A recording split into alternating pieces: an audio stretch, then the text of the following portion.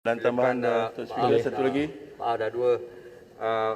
Silakan Yang Berhormat Tuan Abdul Latif bin Abdul Rahman. Terima kasih Datuk Yang Di-Pertua.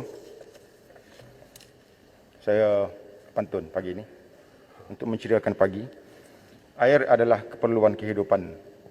Perlu dinikmati rakyat sekeluarga.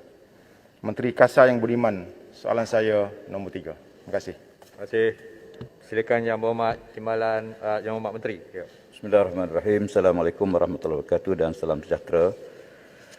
Untuk makluman Dewan Yang Mulia bahawa Kerajaan Persekutuan melalui Kementerian Alam Sekitar dan Air melaksanakan pelbagai inisiatif bagi memastikan 1.7 juta penduduk Kelantan mendapat akses kepada bekalan air bersih dan berkualiti. Daripada pemantauan yang dibuat oleh Pihak Kementerian, kita mendapati ada dua punca utama rakyat Kelantan tidak mendapat liputan bekalan air sepenuhnya, hanya 71.7% yang mendapat bekalan air bersih.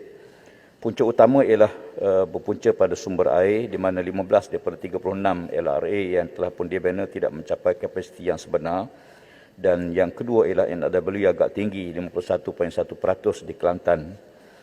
Untuk perancangan di peringkat kementerian untuk jangka yang sependek ialah kita membiayai sebanyak 664.8 juta bagi kerja-kerja pembelanjaan modal atau capex untuk pengurusan aset air berhad PAAP bagi tempoh operasi keempat 2021-2023, iaitu di antaranya adalah termasuk cadangan pembinaan 3 LRA baru, iaitu LRA Cica Fasa 2 kapasiti 40 juta liter sehari, LRA Tanjung Mas kapasiti 30 juta liter sehari, LRA Bukit Cupak berkapasiti 10 juta liter sehari.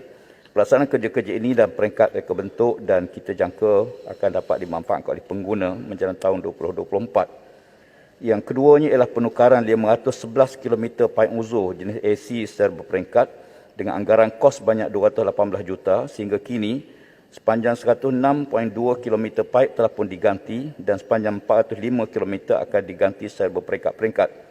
Untuk makluman Dewan Yang Mulia, terdapat 4.491 km atau 55% paip lama jenis AC daripada keseluruhan 8,139 km di Kelantan. Yang kedua, pembinaan LRA Kampung Teluk, Kota Baru berkapasiti 30 juta liter sehari di bawah pembiayaan pinjaman daripada Kerajaan Persekutuan dijangka operasi pada hujung tahun ini, insya-Allah. Di samping itu juga kita sedang dalam proses pembinaan dan jangka siap pada hujung tahun ini ialah LRA Mini Teluk Masira Bacok di mana kapasiti 2 juta liter sehari di bawah pinjaman pembiayaan daripada kerajaan negeri. Manakala program pengurangan dan ada value kebangsaan melalui pendekatan 1 sebanyak 69.95 juta jangka siap pada tahun 2022.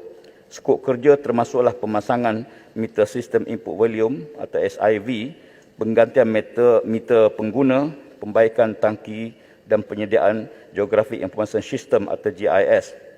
Untuk jangka masa panjang, kerajaan memberi perhatian serius kepada isu penggunaan air permukaan berbanding air tanah. Untuk makluman Dewan Yang Mulia, kajian pembangunan sumber air negeri Kelantan yang dijangka ambil masa selama 18 bulan, kita akan mula membuat kajian bagi pembinaan 2 taps untuk negeri Kelantan dijangka mampu membekalkan dan menyelesaikan masalah sumber air kepada loji-loji yang sedia ada di Kelantan. Terima kasih. Terima kasih. Kuala Krai, tambahan 1. Terima kasih Datuk Yang Di-Pertua. Yang Berhormat Menteri pernah menyebut berkaitan penilaian cadangan pembinaan takungan air pinggiran sungai ataupun TAPS dan loji rawatan air LRA di Labok dalam jajahan Macang. Bolehkah Yang Berhormat Menteri nyatakan kapasiti dan anggaran kos serta kawasan yang akan memanfaatkan pembangunan TAPS dan LRA ini serta jangkaan siap bagi membolehkan rizab margin air Kelantan dapat dipertingkatkan, dan adakah juga ia akan merangkumi kawasan Kuala Krai? Terima kasih Datuk Yang Pertua. Terima Menteri.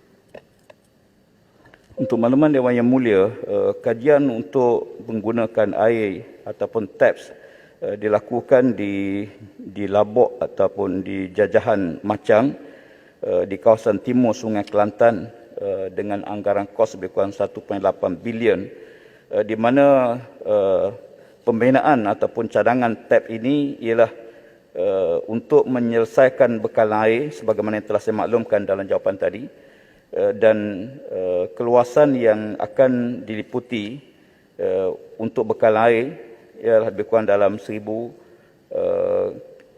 ekar yang telah pun dikenal pasti di peringkat kementerian dan kerajaan negeri.